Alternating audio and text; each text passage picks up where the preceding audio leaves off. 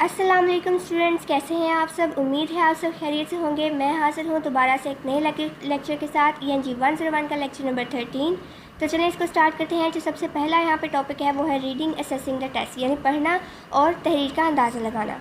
अब इस चैप्टर में आपको दो चीज़ें जानने को मिलेंगी कि आप अब फैक्ट्स और ओपिनियन के दरमियान में फ़र्क को किस तरह से जान सकेंगे, और ये भी कि अगर आपको कोई साइंटिफिक टेक्स्ट दिया गया हो तो आप उसकी पहचान कैसे कर सकेंगे, उसको कैसे डिटेक्ट कर सकेंगे। अब जो हमारे पास यहाँ पे सेकंड टॉपिक है वो है distinguishing fact from the opinion, यानी कि आप हकीकत तक कैसे लेके जा सकते हैं राय को।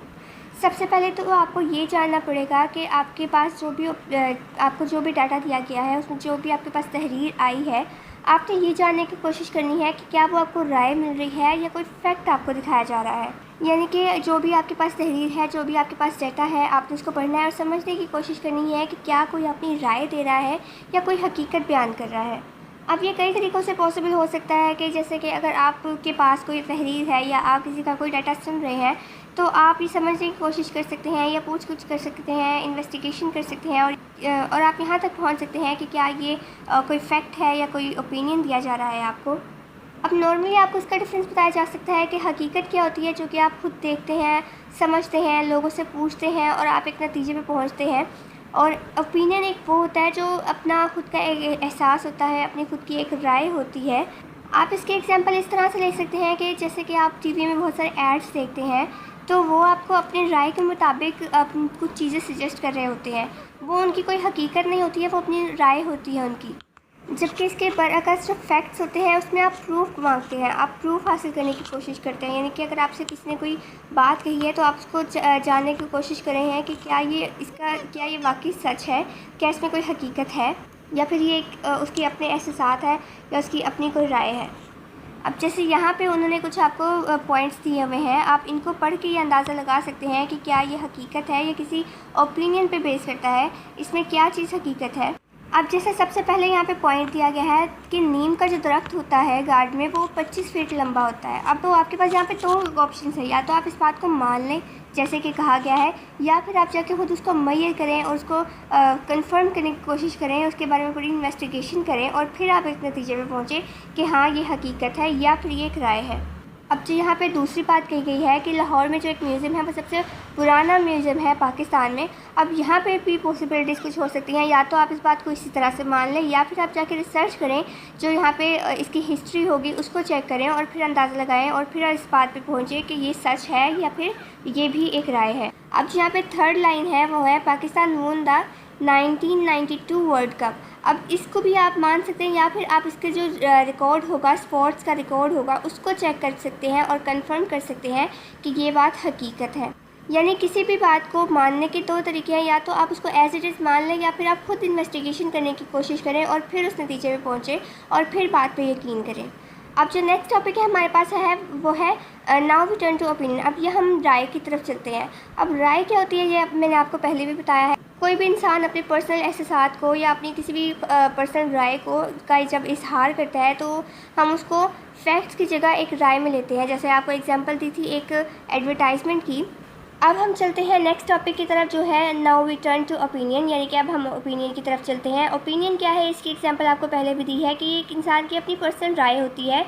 वो खुद जो सोचता है, समझता है, उसकी बेस पे वो कोई राय अपनी देता है जिसको लोग समझते हैं। अगर वो सही है तो उसको सही मानते हैं, अगर वो गलत है तो उसको बताते हैं। यानी ये सारी उसकी अपनी फीलिंग्स होती हैं, उसकी अपनी जजमेंट होती है। वो किस तरह से किसी चीज़ को देखता है, परखता है और समझता है, उस लिहाज से वो अपना ओपिनियन देता है। अब जैसे इसकी भी कुछ एग्जांपल दी गई हैं, कुछ पॉइंट्स हैं। जैसे इसने कहा है कि अलहमरा का जो लाहौर में जो एक बिल्डिंग है वो बहुत ही खूबसूरत है। अब उसकी अपनी राय है, हो सकता है उसने देखी हो, उससे खूबसूरत लगी हो, लेकिन असल में ऐसा ना हो, या हो सकता है वो उससे भी ज़्यादा खूबसूरत हो। तो जैसे उसने देखा, उसने अपनी राय बनाई और वो उसने बताई। अब ये बात सच है या फिर एक ओपिनियन है, इसको जज करने के लिए आप खुद उस बिल्डिंग को देख सकते हैं और समझ सकते हैं और देख सकते हैं कि ये बात सच है या उसने अपनी फीलिंग बताई है। इसी तरह से उसने कुछ और पॉइंट्स भी दिए गए हैं, आप इनको भी चेक कर सकते हैं। पाकिस्तान क्रिकेट टीम जो है वो वर्ल्ड की बेस्ट टीम है। अब ये भी इसका अपना ओपिनियन है। अब यहाँ पे भी आपके पास दो रास्ते हैं, या तो आप इन ओपिनियंस को मान लें या फिर खुद से इन्वेस्टिगेशन करने की कोशिश करें और जानने की कोशिश करें कि क्या ये एक ओपिनियन है या फिर एक फ़ैक्ट है। अब यहाँ पे जो दो बातें कह रहा है ये इसकी राय है, ये हकीकत में नहीं है, क्योंकि उसने अपनी फीलिंग का इजहार यहाँ पे किया है। अब जो हमारे पास नेक्स्ट टॉपिक है इसमें है कि आप राय और हकीकत के बारे में अपनी जो अंडरस्टैंडिंग है उसको किस तरह से बेहतर बना सकते हैं। अब यहाँ पे कुछ आपको पॉइंट्स दिए गए हैं, वो कह रहा है कि यहाँ पे जानने की कोशिश करें कि ये फैक्ट्स है या फिर ओपिनियन है। जैसे कि फर्स्ट है my brother Aslam is very handsome. अब ये जो है ये इसका ओपिनियन भी हो सकता है, फैक्ट भी हो सकता है। ओपिनियन इस तरह से कि उसने अपनी फीलिंग बताई होंगी और फैक्ट इस तरह से कि वो वाकई ही खूबसूरत होगा। अब ये आप खुद जज कर सकते हैं। जो नेक्स्ट है वो है last night there was an accident on the highway, यानी कि लास्ट नाइट जहाँ पे हाईवे पे एक एक्सीडेंट हुआ। अब यहाँ पे आप इसको मान भी सकते हैं, लेकिन आप इसकी इन्वेस्टिगेशन भी कर सकते हैं। इसकी इन्वेस्टिगेशन के बाद आपको पता चलेगा कि फैक्ट है या फिर उसने अपनी ही फीलिंग बताई है। इसी तरह से बाकी कुछ और पॉइंट्स भी हैं। Mohammad Ali was the first prime minister of our country have ever had. अब यहाँ पे बता रहा है कि जो मोहम्मद अली था वो कंट्री का फर्स्ट प्राइम मिनिस्टर था।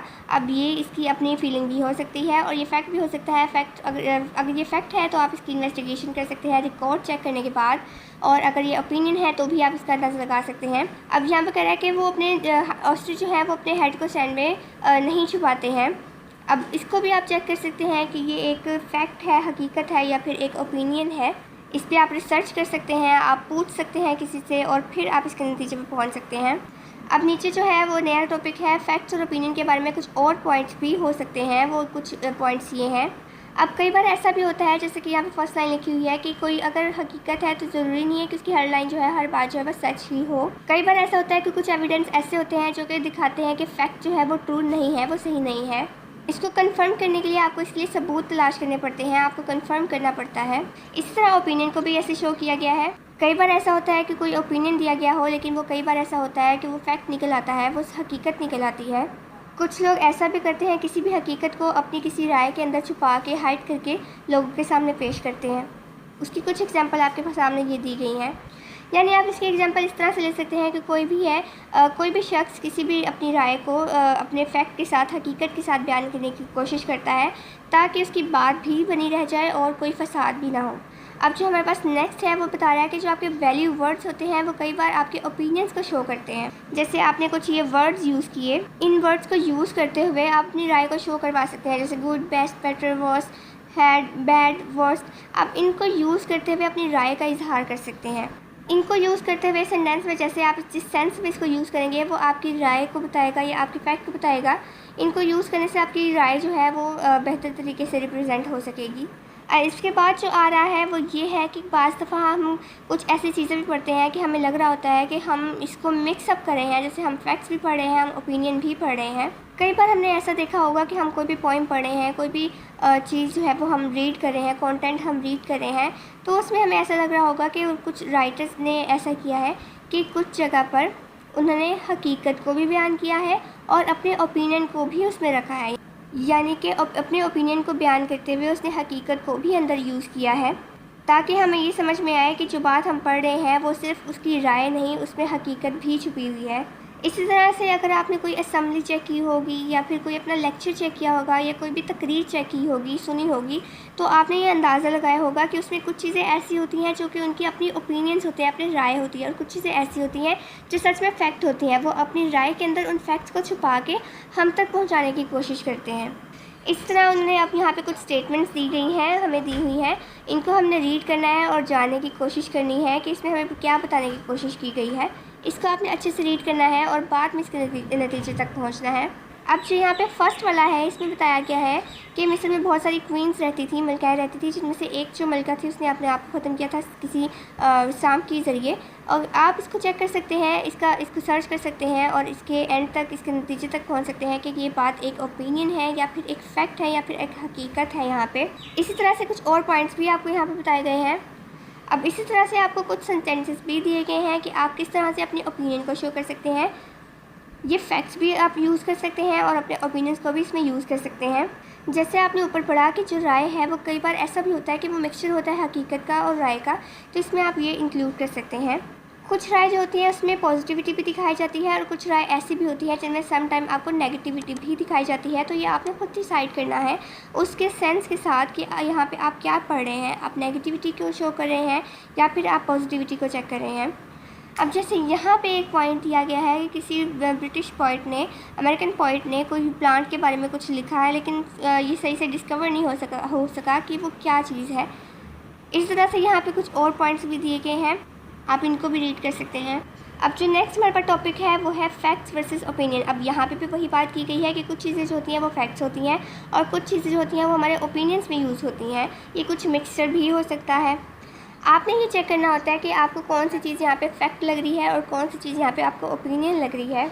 अब जैसे कि फ़र्स्ट वाली लाइन आप चेक करें कि ये एलन पो एक ग्रेटेस्ट राइटर था जो कि हॉरर स्टोरी लिखता था पूरी दुनिया में। और नीचे फिर यहाँ पे दिया गया है कि उसने यूनिवर्सिटी छोड़ी क्योंकि वो पे नहीं कर सकता था। फिर यहाँ पे दिया गया है कि उसको बहुत ज़्यादा ड्रग नहीं करना चाहिए था। और फिर दिखाया जा रहा है कि लवक्राफ्ट को उसके साथ कंपेयर किया जा रहा था। और फिर यहाँ पे ये है कि जब लवक्राफ्ट जो था वो उसकी डेथ हुई तो वो प्रैक्टिकली अननोन था। और फिर जब उसकी डेथ हो गई तो उसके बाद अंदाज़ा लगाना शुरू किया गया कि उसकी जो स्टोरीज थी वो ज़्यादा हॉरिबल थी इस एलन पोल से। अब आप इसको एनालिस्ट कर सकते हैं, इसके बारे में रिसर्च कर सकते हैं और फिर अंदाज़ा लगा सकते हैं कि यहाँ पे कौन सी बात फैक्ट है और कौन सी बात यहाँ पे ओपिनियन दी गई थी। अब उसके बाद आपके पास कुछ ABC करके कुछ लाइंस दी गई हैं। इसमें आप चेक कर रहे हैं कि कुछ ओपिनियंस बताए गए हैं, कुछ फैक्ट्स बताए गए हैं कि आज मौसम इस तरह से लग रहा है, सन इस तरह से लग रहा है, स्काई कुछ इस तरह से लग रहा है, हीट है आज। यहाँ पे कुछ अपनी स्टोरी सुनाई गई हैं कि हमने कुछ इस तरह से काम किए हैं, हमारे कुछ इस तरह से काम हुए हैं। यानी यहाँ पे कुछ आपकी हकीकत भी मिलेंगी आपको और कुछ आपको यहाँ पे ओपिनियंस भी मिलेंगे। जैसे जैसे आप इसको रीड करते जाएंगे आपको अंदाज़ा होता जाएगा कि यहाँ पे आपको कोई राय बताई जा रही है या फिर कोई हकीकत बताई जा रही है। अब यहाँ पे आपके पास एक टेबल शो हो रहा है, इसमें एडजेक्टिव्स बताए गए हैं कि आप किसी चीज़ को किस तरह से यूज़ करते हैं, टाइम से रिलेट करके किस तरह से यूज़ करते हैं। आप जब भी कोई तहरीर लिखते हैं तो आप उसमें एडजेक्टिव्स या एडवर्बल्स यूज़ करते हैं। अब जैसे कि एडजेक्टिव में आप देख सकते हैं कि किसी चीज़ को आपने शुरू में यूज़ करवाया है, शो करवाना है, तो उसके लिए अर्लियर यूज़ कर सकते हैं, फॉर्मर आ सकता है, या बाद में है तो ये आ सकता है, प्रीवियस आ सकता है, प्रोसीडिंग आ सकता है। यानी ये कुछ चीज़ें आप पहले दिखा रहे हैं, कुछ चीज़ें आप बाद में दिखा रहे हैं, उनके लिए यूज़ हो रहा है। और फिर उसके बाद यहाँ पे आपको इसकी एग्जांपल भी दी है कि आपने अर्लियर को कहाँ पे यूज़ किया, ऑलरेडी को कहाँ पे यूज़ किया, अप टू नाउ को कहाँ पे यूज़ किया। तो यहाँ पे आपको टेबल में बताया गया है कि आप एडवर्ब्स में क्या यूज़ कर रहे हैं पहले के लिए और क्या यूज़ कर रहे हैं बाद में यूज़ करने के आने के लिए। उसी तरह से आपको एक और टेबल नंबर 2 भी यहाँ पे दिया गया है एडवर्ब्स का, आप उसको भी यूज़ कर सकते हैं। अब यहाँ पे भी आप टाइम के लिहाज से किस तरह से शो करवा सकते हैं। जैसे कि अगर आपने अभी की कोई चीज़ शो करवानी है तो at present, main while, at this point, आप इन चीज़ों को यूज़ कर सकते हैं। कोई भी चीज़ आपने उस वक्त की दिखानी है तो आप इनको यूज़ कर सकते हैं, और अगर उस वक्त के बाद की आपने दिखानी है तो आप ये यूज़ कर सकते हैं। यहाँ पे भी इसके एग्जांपल हैं। अब यहाँ पे भी एक और टेबल आपको दिया गया है, यहाँ पे भी कुछ ऐसी चीज़ें हैं, यहाँ पे एडजेक्टिव्स एंड एडवर्ब्स यूज़ किए गए हैं। जैसे कि यहाँ पे following, afterwards, after that, eventually. और दूसरी तरफ जो इसके ऑपोजिट है वो ये है letter, since then, by the time, जो कि गुजर चुका है। और फिर जो आने वाला है आप उसके लिए ये यूज़ कर सकते हैं, next, by the end, soon and next. फिर यहाँ पे आपको इसके एग्जांपल के ज़रिए भी समझाया गया है। फिर उसके बाद आ रहा है सैम्पल पैराग्राफ। इसमें आपको कंप्यूटर की कुछ डिटेल बताई गई है और इनको यूज़ किया गया है, टाइम से रिलेट किया गया है। यानी कि कंप्यूटर पहले कैसा था, टुडे, आज, अब कैसा है, अनटिल, सिंस देन, इनका यूज़ करके आपको ये चीज़ समझाने की कोशिश की गई है। और फिर साथ ही आपको इसकी एक एक्सरसाइज भी दी गई है और आपको इस एक्सरसाइज को सॉल्व करने के लिए कहा गया है, read the following paragraph and as you read underline the time relates. यानी कि टाइम रिलेट्स को आपने अंडरलाइन करना है जैसे आप इसको रीड करते रहेंगे। जैसे कि यहाँ पे आप इसका सोल्यूशन में जाके देखें तो यहाँ पे पता चल रहा है कि टाइम के लिहाज से हमारे पास क्या चीज़ें आ रही हैं। मोर देन हमने ऊपर पढ़ा था, टाइम से रिलेट करता है। बिफोर एंड आफ्टर हमने पढ़ा था, टाइम से रिलेट करता है। सिंस दैट टाइम, ये भी टाइम से रिलेट कर रहा है। और फिर during, from this to this, ये भी टाइम से रिलेट कर रहा है। अर्ली, ये भी हमने पढ़ा। दैट पीरियड ऑफ टाइम, ये भी हमने पढ़ा। यानी टाइम से रिलेट करने वाले जो भी हमारे पास यहाँ पे डाटा है उसको हमने अंडरलाइन करना है। आप जिस तरह से उसको पैराग्राफ को रीड करते जाएंगे, जैसे जैसे आप स्टेप बाय स्टेप आगे बढ़ते जाएंगे, आपको ये चीज़ें समझ में आना शुरू हो जाएंगी। सबसे पहले आपके लिए ज़रूरी है कि ये जो टेबल दिया गया है आपको, ये 3 टेबल्स हैं, इनको आप अच्छे से रीड करें, आपको पता चले कि हमने किस टाइम के लिए क्या चीज़ यूज़ करनी है। और फिर उस लिहाज से आप इन एक्सरसाइज को सॉल्व करने की कोशिश करें। ना सिर्फ ये, बल्कि आप नेट से कुछ और डाटा भी यूज़ कर सकते हैं और एक्सरसाइज को भी चेक कर सकते हैं। तो ये था आज का लेक्चर। आई होप आपको समझ में आया होगा। अगर आपको कोई भी क्वेश्चन यहाँ पे है तो आप पूछ सकते हैं। मैं हाज़िर होंगी दोबारा नए लेक्चर के साथ। तब तक के लिए अल्लाह हाफ़िज़। और वो लोग जो मेरे चैनल पर न्यू हैं, प्लीज़ मेरे चैनल को सब्सक्राइब कर लीजिए और बेल आइकन को प्रेस कर दीजिए ताकि आपके पास मेरी वीडियो की नोटिफिकेशन बआसानी पहुँच सकें।